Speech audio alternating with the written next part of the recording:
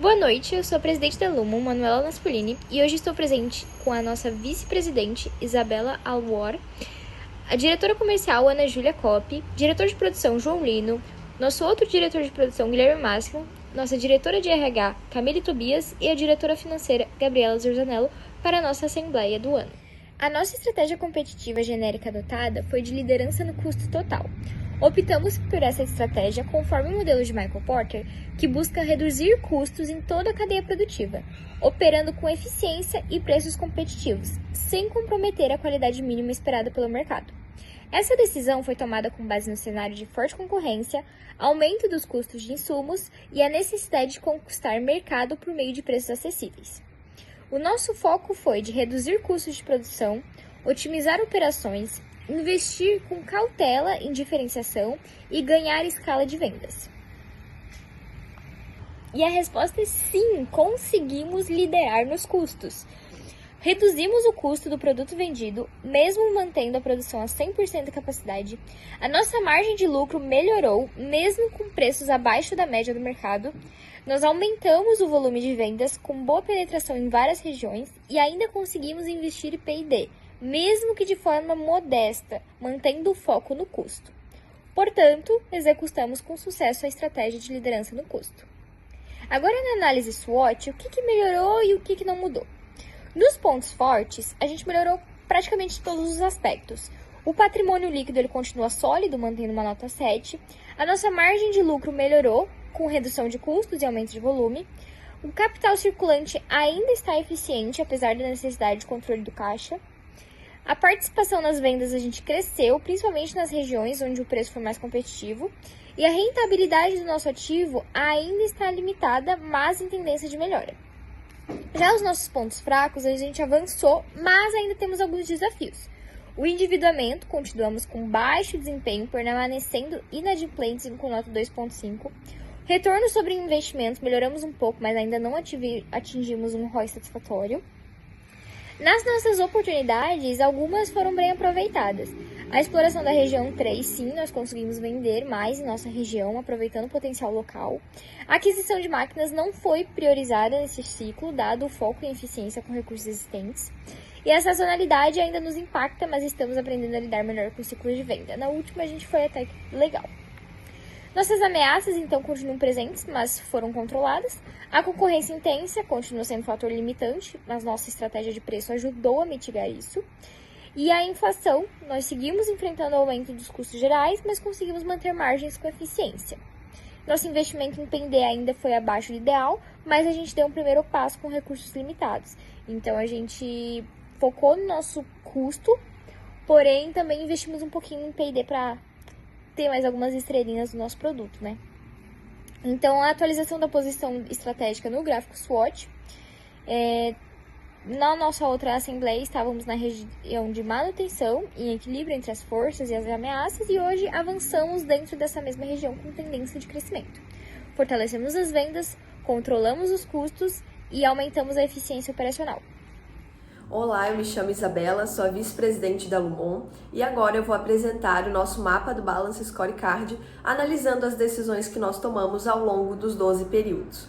Quando a gente olha para o aspecto de aprendizado e crescimento, a gente vê que não houveram tantos investimentos assim, isso porque nós não fizemos a aquisição de mais nenhuma máquina e investimos apenas em treinamento.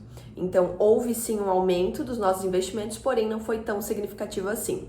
Quando a gente olha para o nosso nível de motivação, a gente vê uma melhoria como planejado, houve esse aumento do nosso nível de motivação dos funcionários, ele foi de regular para bom, isso no último período em P12, em vista do aumento no investimento em treinamentos. Também quando olhamos para P&D, a gente vê que não houve também um aumento tão significativo assim. Nos últimos períodos nós passamos a investir sim mais em P&D, tanto é que nós subimos de 1 estrela para 2, porém os nossos investimentos em P&D não foram tão significativos assim, isso porque o nosso objetivo, a nossa estratégia escolhida não foi de diferenciação e sim de liderança em custos. Quando a gente olha para processos internos, a gente vê que o nosso custo por produção ele não está tão bom assim. Isso porque em P12 nós tivemos um estoque parado, então o nosso custo por produção aumentou um pouco, mas ao longo dos outros períodos houve sim essa diminuição dos nossos custos, como foi planejado na última assembleia. Quando a gente olha para nível de atividade, ele se manteve em 100% em todos os períodos, mantivemos o nosso nível de atividade e por isso e por outras razões também, o nosso índice de produtividade só subiu durante todos os períodos. E a gente pode ver que o nível de motivação teve impacto nesse índice de produtividade, fazendo com que ele aumentasse a cada período. Quando a gente olha para o nosso volume produzido, a gente vê que ele também teve um aumento bem significativo, como foi planejado também na última assembleia, e a gente pode perceber também que essa produção elevada, ela se deu por conta do nosso índice de produtividade. Quando a gente olha para as setas do índice de produtividade, a gente vê que ele teve um grande impacto no volume produzido e também na nossa participação de mercado, que subiu relativamente, quando a gente compara com os últimos períodos, nossa participação de mercado ela subiu, mas poderia melhorar ainda mais. E aí a gente vê que essa participação aumentada, essa participação de mercado, ela teve também um impacto positivo na nossa receita de vendas. Isso porque, como planejado também, a gente pretendia aumentar a participação de mercado e com isso aumentar a nossa receita de vendas. A gente vê também que o volume produzido teve um grande impacto na nossa receita de vendas, que aumentou praticamente o dobro de P6, então a gente também teve esse aumento bem significativo da nossa receita. Quando a gente olha para a margem de lucro, ela também subiu em relação aos outros períodos. Poderia melhorar, pode melhorar ainda mais, porém, em relação aos outros períodos, ela subiu, teve esse aumento significativo. E o valor da nossa ação também melhorou, também teve essa subida, poderia estar melhor, porém melhorou também em relação aos últimos períodos. E a gente pode ver que a nossa participação de mercado, ela teve um leve impacto aí no valor da nossa ação. Então, se nós conseguíssemos melhorar ainda mais nossa participação de mercado, consequentemente, conseguiríamos também melhorar o valor da nossa ação. E agora nós vamos fazer um comparativo entre os mapas de P6 e P12, avaliando os principais pontos. Quando a gente olha para o aspecto financeiro, a gente vê que a nossa receita teve uma grande melhoria, um aumento significativo de praticamente o dobro. Olhando também para a nossa participação de mercado, vemos esse aumento, essa melhora.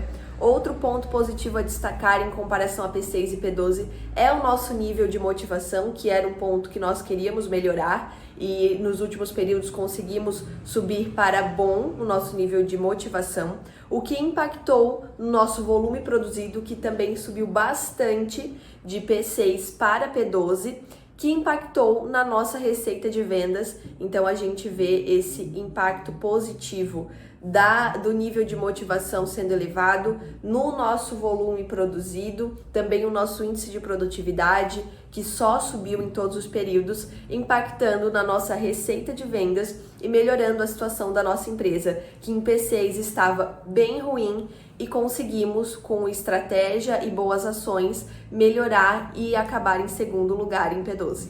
Bom, eu vou falar um pouquinho sobre o relatório operacional. Em P6, o estoque foi alto devido à produção excessiva e à compra de matéria-prima, mas as vendas permaneceram baixas, mostrando muito estoque parado. Já em P7 e em P8, a demanda e a venda cresceram, o estoque acompanha, sinal de melhoria no equilíbrio entre a produção e a comercialização. Já em P9 a P11, foi a demanda, a venda e o estoque que se estabeleceram, indicando controle operacional e o comercial. Já em P12, foi forte aumento no estoque, mesmo com a alta demanda e muita venda, indicando possível superprodução e acúmulo no estoque. Bom, agora eu vou falar sobre o relatório de mercado sobre as propagandas. Em P6, foi um aumento significativo no número de campanhas, por diversas empresas, indicando início de maior investimento em propaganda. Já em P7 e P8 foi propaganda intensificada e mais competitiva. Várias empresas alcançaram de 7 a 9 campanhas por período, elevando a presença no mercado. Já em P9 e P10, números de campanhas se manteram alto e estável, reforçando a estratégia de marketing para manter a participação de mercado.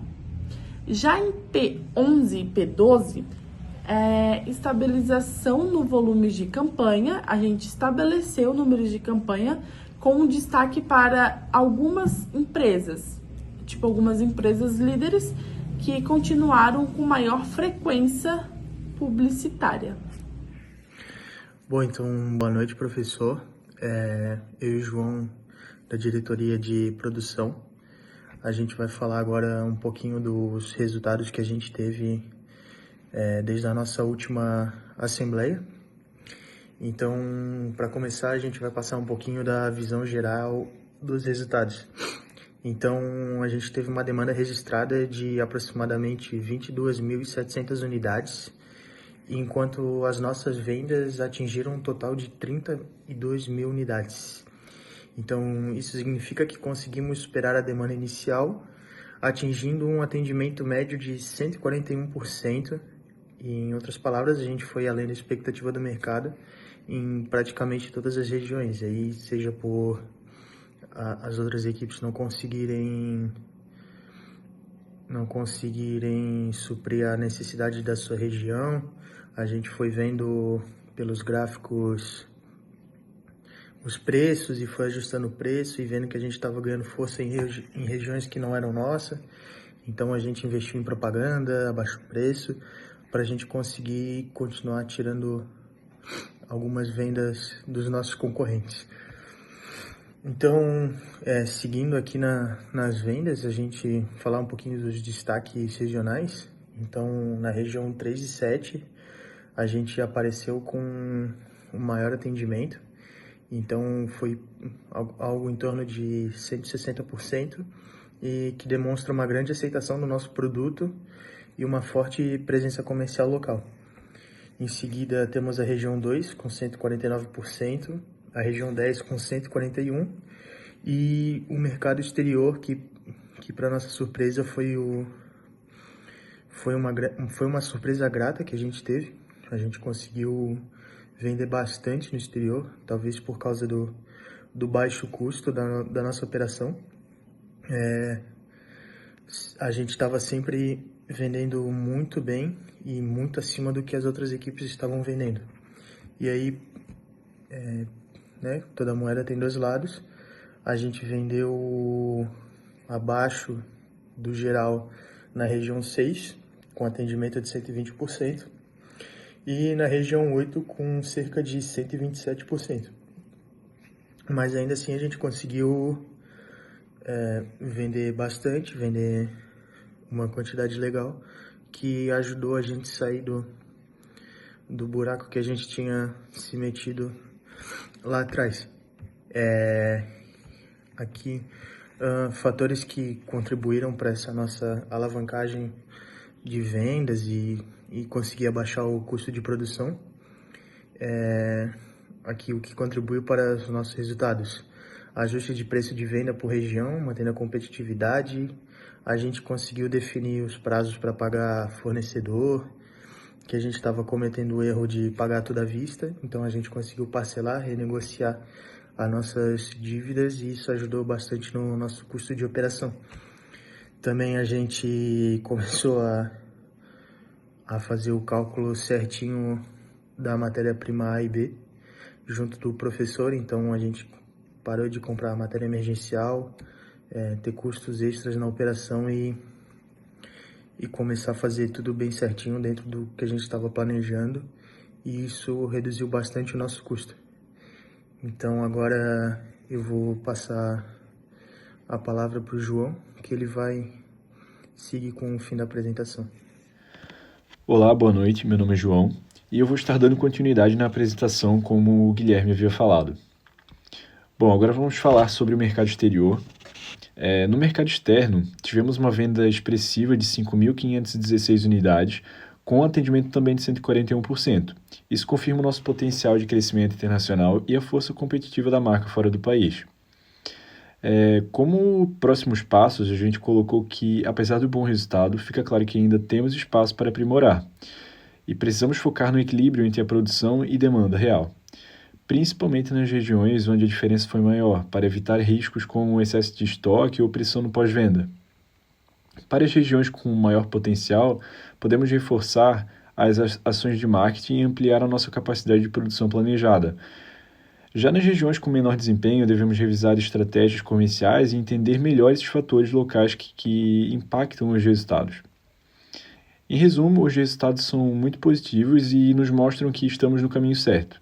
Agradeço a dedicação de todos os times envolvidos, desde a produção até o comercial, e conto com o engajamento de todos para continuarmos crescendo de forma sustentável. Muito obrigado a todos. Olá a todos, eu sou a Gabriela Zorzanello, sou diretora financeira da Lumon e irei apresentar a vocês, acionistas, os nossos números nesses 12 períodos que nós fizemos a gestão da empresa.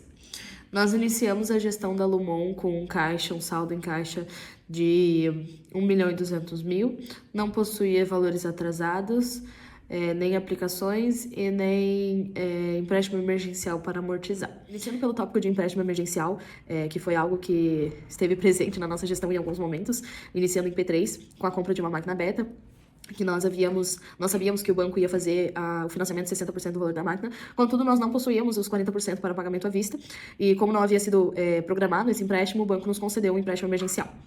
Logo no período seguinte, em P4 também, acabou sendo utilizado o empréstimo emergencial devido à compra de matéria-prima, custo com estocagem e também a amortização do empréstimo no período anterior. Em P3 foi no valor de R$580.000 e em P4 foi no valor de R$780.000. Em P5 a gente conseguiu fazer a amortização desses valores, porém na negociação com o nosso fornecedor para a compra de matéria-prima, acabamos fechando o negócio com pagamento à vista. Na hora que nos demos conta já não conseguíamos mais fazer a alteração, e isso deu um estouro no nosso caixa, né, utilizando empréstimo emergencial no valor de R$1.600.000, quase R$1.700.000. A partir dali, nós havíamos apresentado esses resultados para vocês, e a partir desse momento nós fizemos um realinhamento com os nossos gestores e melhoramos as nossas estratégias, começamos a fazer antecipação de recebíveis e a partir disso a gente conseguiu obter resultados mais positivos para a nossa empresa. Então não foi mais utilizado o empréstimo emergencial, a gente conseguiu manter um saldo de caixa bem positivo e também nenhum valor em atraso.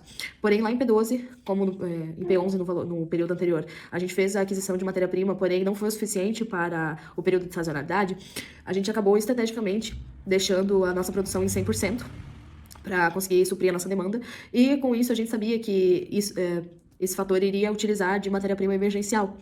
Então acabou que com essa demanda muito grande, e foi utilizado mais de R$1 milhão em matéria-prima emergencial, então acabou que o banco nos concedeu novamente empréstimo emergencial nesse último período.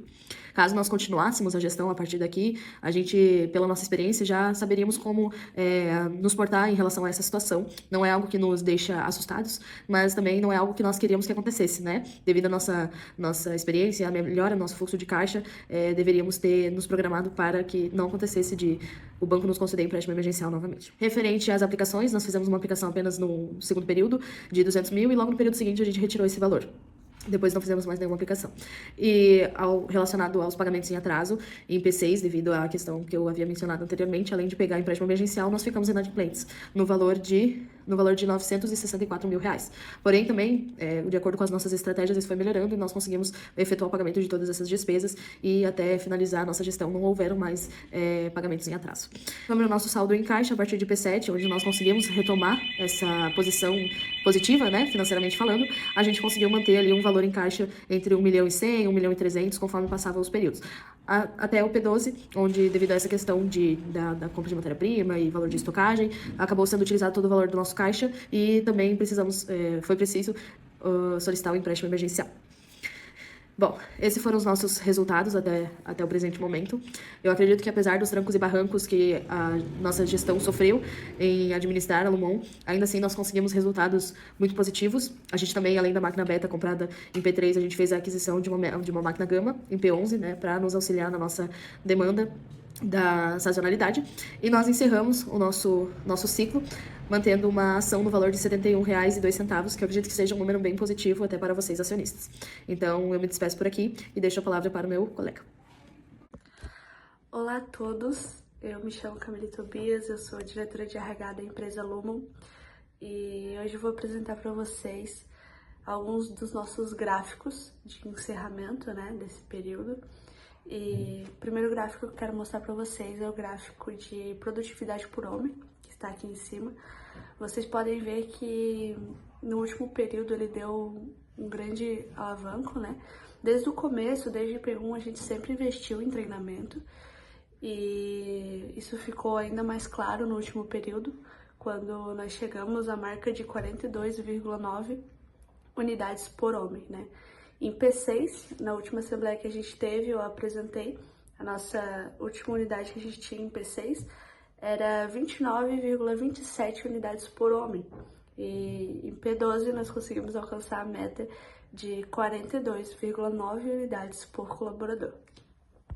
Agora eu vou apresentar para vocês a nossa relação entre maquinário e funcionário. Vocês podem notar que de P1 até P6 a gente encontrou algumas dificuldades em alinhar o número de funcionários com o que realmente precisava do nosso maquinário, mas a partir de P6, depois da nossa última assembleia, a gente alinhou isso e até P11 a gente continuou com isso alinhado. Chegou em P12, nós adquirimos mais uma máquina para aumentar o nosso nível de produção. Nós adquirimos uma máquina Gama e ela necessitava de mais 450 funcionários. Em P12 a gente fez a contratação deles e assim a gente alinhou até P12 o nosso número de funcionários e de maquinário. E é bom ressaltar também que a gente atuou desde P1 até P12 com 100% da nossa capacidade produtiva.